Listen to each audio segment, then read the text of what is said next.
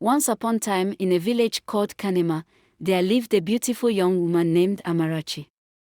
Her enchanting smile and captivating gaze drew men like bees to nectar. She would always be seen around the married men in the village at night, and sometimes unmarried men. The villagers believed that she had been sleeping around with the men. The married women worried so much about their husbands and even warned their daughters and sons to stay away from Amarachi. She was nicknamed the village prostitute, but she was not even ashamed of herself.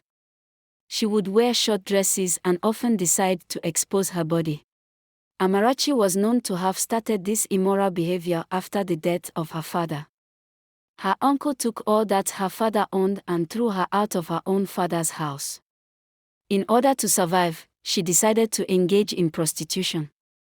One day, while on her way to Amoka's house, she met a young man named Iken. As usual, she had an encounter with him and took her money.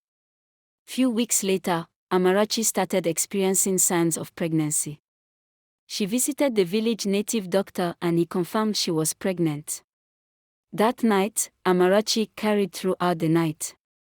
She knew her life had come to an end. She would be banished if the king found out that she was pregnant, without a husband. She could not identify the man who got her pregnant, since she had slept with a lot of men. At last, she decided to give the pregnancy to Iken. But she knew nothing about him, his relatives, or where he lived. As Amarachi's belly swelled, Iken vanished. The villagers gossiped about Amarachi and her pregnancy. They would mock her each time she went to the market or to riverside or to relax in front of her hut. Finally, the news got to the king and he summoned her to his palace. The elders decided that she should be banished, according to tradition. One of the elders pleaded that she stayed at the outskirts of the village. The king agreed and made his declaration. Months later, Amarachi was at the farm, where she gave birth to a boy. She named him Emeka. The curse broke when Emeka turned 16.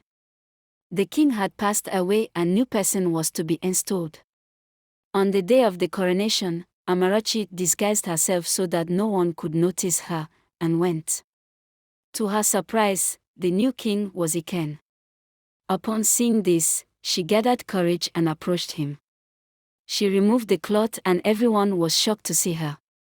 And so the villagers began to whisper to one another. She told them everything, and Iken admitted to it. Redeemed, Amarachi returned to Komono with her son. Amarachi's story became a cautionary tale of judgment and assumption.